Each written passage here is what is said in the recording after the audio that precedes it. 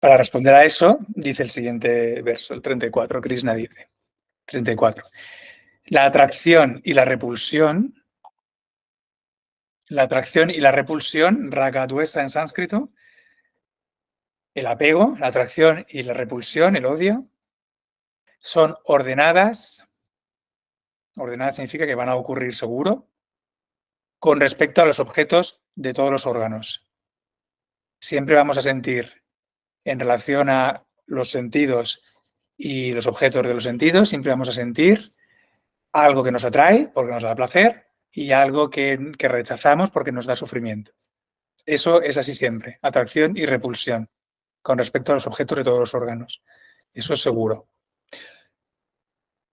Uno no debe venir bajo la autoridad de estos dos, dice Krishna en el 34. Por tanto, sí tienes que hacer una práctica. Yo no te puedo obligar ni nadie te puede obligar, como decíamos antes. Tiene que venir de tu propio esfuerzo, de tu propia claridad y voluntad de autotransformación. Pero sí tienes que practicar, claro que tienes que practicar, porque depende de ti el cambiar esas impresiones mentales, incrementar sattva guna, de modo que al final el conocimiento brille en ti. ¿Y cuál es la práctica? Y encima es una práctica que tenemos que hacer todos y dura. ¿Por qué? Porque si no lo hacemos, siempre sucede esto, atracción y repulsión, en relación a los objetos de los sentidos. Y uno no debe venir bajo la autoridad de estos dos, dice el verso 34, porque ellos son sus adversarios. Entiende que el raga dvesa, la atracción y el odio, la repulsión, respecto a los objetos de los sentidos, que sucede de forma natural. Los sentidos ven objetos y algunos nos atraen y otros los rechazamos en función de los que nos dan placer o dolor.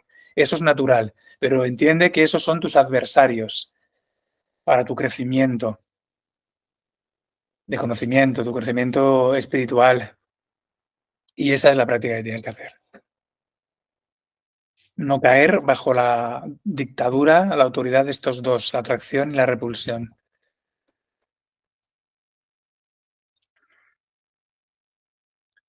Ellos son tus adversarios, porque son como ladrones que ponen obstáculos en tu camino a la liberación. Por eso les llama, entiende que el raga dvesa, la atracción y la repulsión en relación a los objetos de los sentidos, que es natural, de prakriti, de tu naturaleza, de tus impresiones mentales, esos son tus adversarios. O sea, según tu naturaleza personal, que es la composición en ti de las tres gunas, consecuencia de las impresiones mentales de tu acción, experiencias, etcétera, en vidas pasadas que han cobrado vida en tu vida actual, en tu cuerpo-mente actual, en función de esas impresiones mentales que tú has hecho y que han cobrado vida en este cuerpo-mente, eso es tu propia naturaleza. En función de tu propia naturaleza vas a tener atracción y vas a tener repulsión respecto al mundo. Algunas cosas te van a atraer, otras te van a repeler. Y eso siempre es así. Pues entiende que eso es tu enemigo. El dejarte llevar por eso. No el sentirlo, porque eso lo vas a sentir igual, sino el caer bajo el yugo, bajo la dictadura, bajo la dependencia, el seguir por inercia, el servir simplemente a la atracción y a la repulsión en relación a los objetos de los sentidos, que sientes una cosa u otra en función de tus impresiones mentales, que llamamos tu naturaleza, como individuo.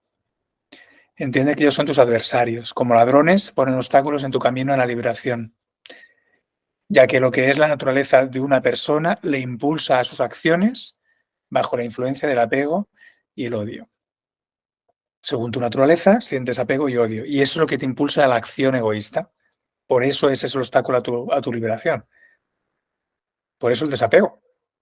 Y por eso el esfuerzo para el desapego, que significa no caer bajo la autoridad de la atracción y la repulsión respecto a los objetos vistos en función de tu naturaleza individual que viene de la personificación en tu cuerpo-mente de las impresiones mentales de otras vidas pasadas. Y que vas siguiendo en estas vidas hasta que dices, basta, voy a transformarme. Uno no debe venir bajo la autoridad de estos dos, de la atracción y la repulsión, respecto a los objetos de los órganos, de los sentidos, aquello que tiene forma, gusto, tacto, etc.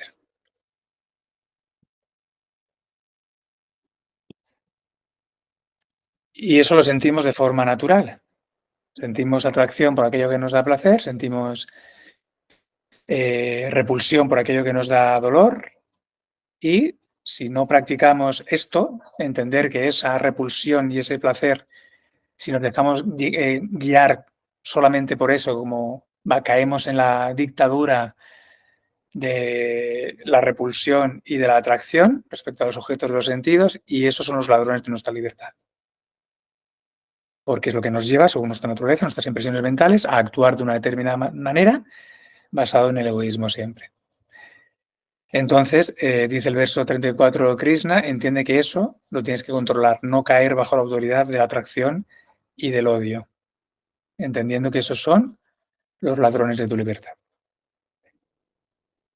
¿Qué podemos practicar para no caer bajo la autoridad de estos dos? Y aquí hay que entender, no significa que no vayas a sentir atracción o que no puedas incluso experimentar el placer de la vida. Y no significa que no vayas a sentir repulsión por el dolor. Significa no caer bajo la autoridad de estos dos, bajo la dependencia de estos dos, no ser esclavo de estos dos. No, es decir, no vivir solamente con hambre y con sed por tener experiencias de placer por los objetos de los sentidos, ni de rechazo por los de huir por las experiencias de los sentidos que te dan dolor. Eso es no caer bajo la autoridad de estos dos, no vivir con ese hambre y sed, esa dependencia. Pregunta, ¿eso lo sentimos de forma natural porque la vida es así?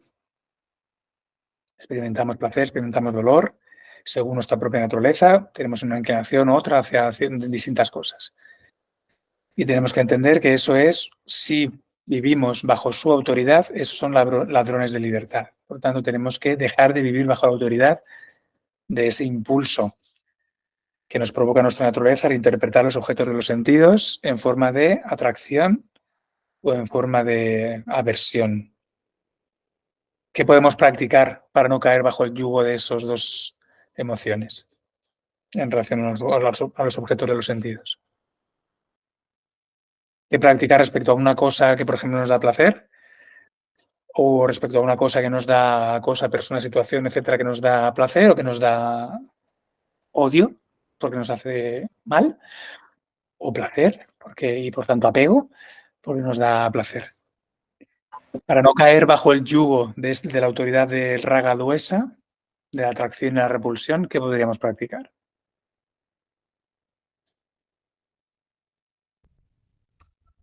La ecuanimidad.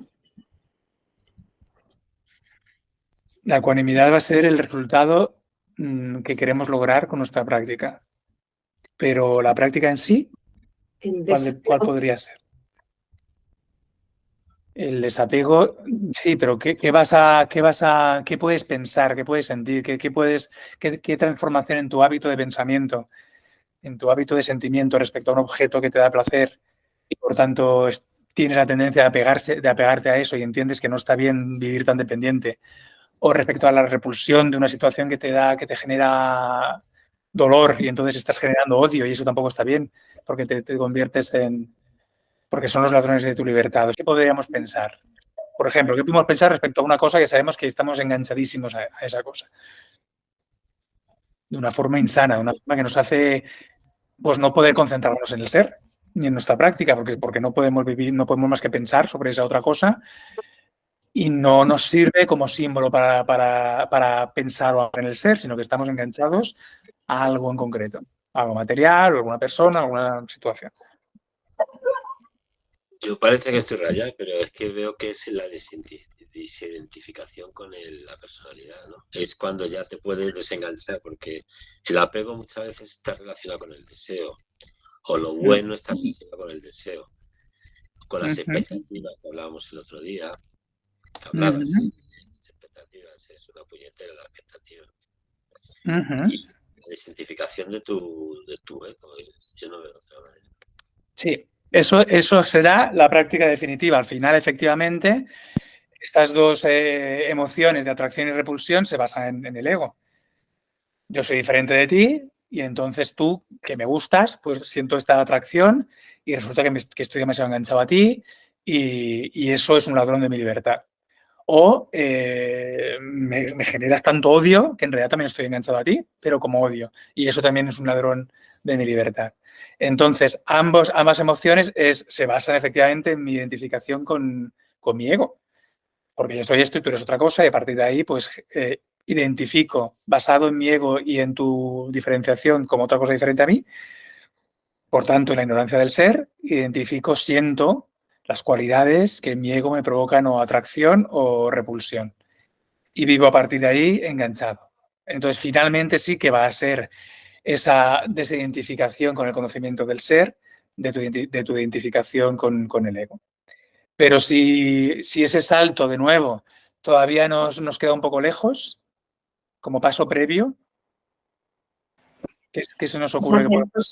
hacer cosas que en vez de que te causen malestar o que te quiten la paz, pues sustituirlo por cosas que te den paz, claridad, que te hagan sentirte bien.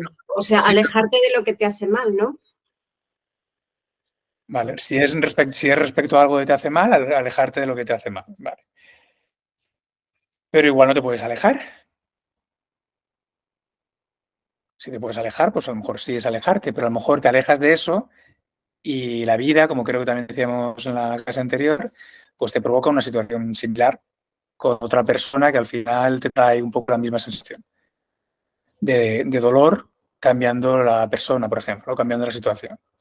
Pero a veces nos pasa, ¿no? Que cambiamos como cartas, ¿no? De una a otra, nos alejamos de una persona, de una situación, pero resulta que al cabo de X tiempo nos encontramos con una cosa bastante parecida. Y entonces como que hay algo en nosotros que como si tuviéramos que resolver, ¿no? Y lo mismo con el deseo. Me engancho a por ejemplo, una relación y es un fracaso. Pero luego X tiempo y digo, ya está, nunca más. Y X tiempo después, que uno suele ser mucho, me vuelvo a enganchar en una situación similar. Y luego otra vez lo mismo, ¿no? O sea, tanto con el placer como con el odio, como que parecen que se repitan los patrones hasta que no hacemos algo. Finalmente, el algo que tenemos que hacer, efectivamente, es el conocimiento del ser, la no identificación con el ego, donde no hay diferenciación. Pero antes de eso, una práctica que debería ser sencilla, es de la cosa de la que estás apegado por amor porque te da placer, por atracción porque te da placer, pues ver sus defectos. Porque también va a tener defectos. Tú no los estarás viendo porque estás enganchadísimo, pero también tiene defectos. Entonces todo es mucho más relativo. Y entonces ya no estás bajo la dictadura, la autoridad de esa atracción que sientes por tu propia naturaleza respecto a esa persona, por ejemplo, o ese objeto, o esa lo que sea. En realidad el objeto, la persona, lo que sea que estemos hablando, no es perfecto. Tú estás proyectando por tu amor, porque es por tus impresiones mentales, que esa persona, esa relación, esa lo que sea, incluso objetos o trabajos o lo que sea, son maravillosos, pero no son maravillosos 100%, nada es maravilloso 100% porque todo está hecho de las gunas que también tiene rayas y tamas, todo. Entonces estamos proyectando por nuestras impresiones mentales que esa persona es maravillosa o ese objeto es maravilloso. Pues entender esto que estamos hablando, que es una proyección tuya, que vale que sí, que esa persona te atrae por tu propia naturaleza. Pero párate un poco, entiende que es una proyección por tu propia naturaleza, que no es perfecto, porque nadie es perfecto simplemente, y entonces observa también sus debilidades, sus partes no tan perfectas, que también las tiene. Y así, no es que niegues el amor o niegues la voluntad de tener esta relación, pero te liberas, te haces menos dependiente, no estás bajo el yugo, la autoridad, la dictadura de tu atracción, que es tu proyección por tus impresiones mentales. ¿Sí? Entonces, es importante entender que no es que no tengas que tener esa experiencia, es que no caigas bajo la autoridad, la dictadura de esa atracción, entendiendo que es una proyección tuya, consecuencia de tu naturaleza, que son impresiones mentales, consecuencia de tus experiencias previas, pero que es que no es la realidad pura de esa persona, sino tu visión respecto a esa persona, por ejemplo, lo que sea que estemos hablando. Entonces, bueno, tienes esa relación, esa experiencia, pero desde un poco más la calma y la objetividad y no perder la cabeza, básicamente. Porque no podemos perder el intelecto, tenemos que mantener esa concentración, esa paz, esa claridad. Y si estamos totalmente volcados ahí, hacia una atracción respecto a algo, pues no tenemos esa objetividad, esa ecuanimidad, ese desapego, esa capacidad de concentración, ni remotamente, ¿no? Y lo mismo con el odio. Una situación nos hace mal. Entonces, bueno, sí, te puedes ir de esa situación, ¿vale? Pero imagínate que se va reproduciendo.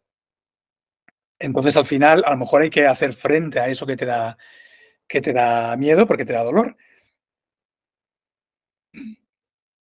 Entonces, al margen de si te vas de esa situación, que a lo mejor te tienes que ir, igual que antes hemos dicho, que no estamos hablando de no experimentar la relación. Aquí no estamos diciendo no experimentar el irte de esa situación, persona, etcétera, que te da dolor, no es eso. Estamos hablando de no caer bajo la autoridad de la repulsión.